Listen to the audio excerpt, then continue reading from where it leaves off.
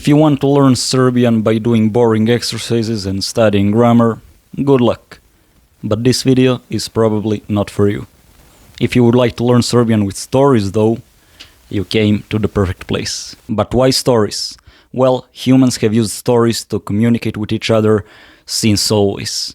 And no matter if they're in the written or spoken form, or even in the form of a drawing or a painting, their goal is always the same: to convey a message, to make us feel something.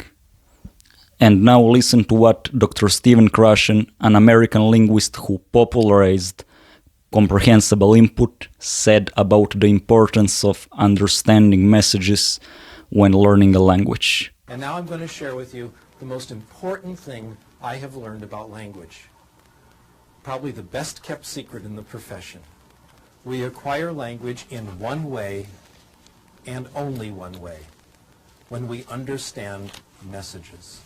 We call this comprehensible input. This is exactly why stories are so powerful for language learning, because their goal is to convey a message. It makes perfect sense to use them as language learning material.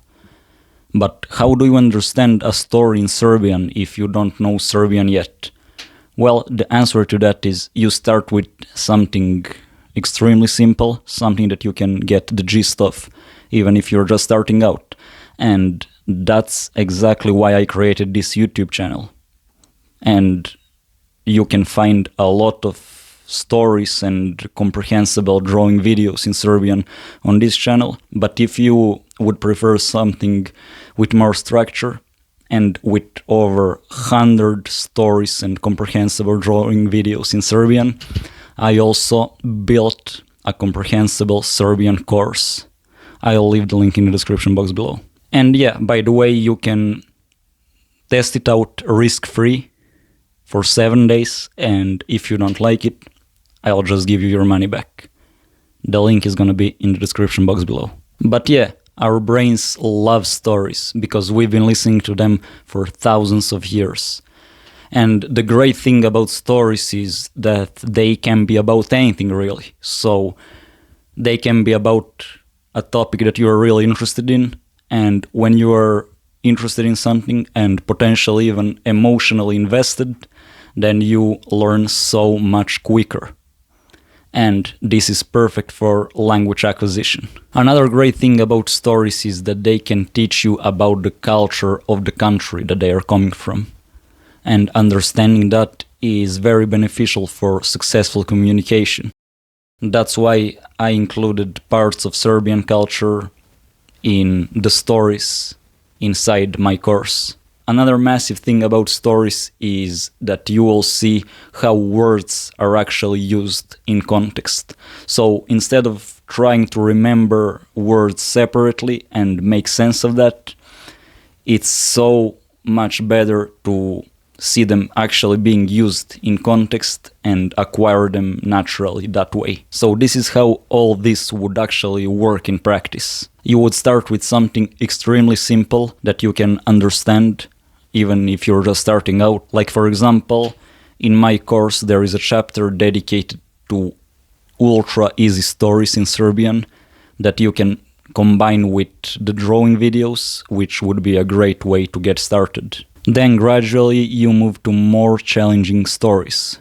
Your main focus should be on daily immersion, which would allow you to encounter new words and grammatical structures and acquire them naturally. This is how all of us acquired our native language, by being constantly exposed to the language, and not by trying to remember words or learn grammar. As your comprehension grows, you'll naturally be able to understand more challenging materials, which would allow you to move to more challenging stories. And to make this process simpler, I added a 30-day learning path in my course that will walk you through your first 30 days of learning Serbian. After some time, your brain will start acquiring the language, and you'll start encountering some words and structures over and over again, which will make it so much easier to learn them.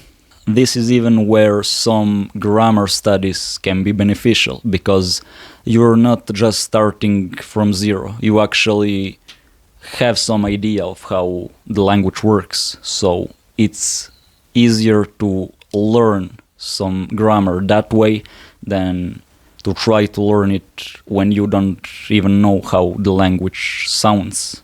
With that said, of course, your main goal should be immersion. About 80% of your time should be spent on exposing yourself to the language. Basically, that's it. Essentially, you start with something very simple that you can get the gist of even if you're just starting out, and you work your way up to more challenging materials. That's how our brains naturally acquire languages, and all of us are proof of that. I explain this whole process in more details in my course. But what about speaking? How do you learn to speak Serbian? Are you just gonna magically start speaking Serbian if you listen to Serbian enough? Well, not exactly, but it's close to that. Because you see, many people think that you can just start speaking from your first day. And I don't agree with that at all, because how are you gonna speak if you don't even know the language? You don't have any language in your brain that you can produce. So the first step is to actually acquire it. And then it's gonna feel so much more natural to start speaking it. So my philosophy is simple. Acquire first, speak later. And you'll notice that it's gonna feel much more natural and less forced to speak Serbian. You'll just have to activate it by actually speaking. At the end of the day, languages are just a tool that help us understand the world and communicate with each other. And so are stories. That's why these two are an amazing combination for natural language acquisition. And I hope that you'll use it to your advantage. Good luck on your journey. Vidimo se.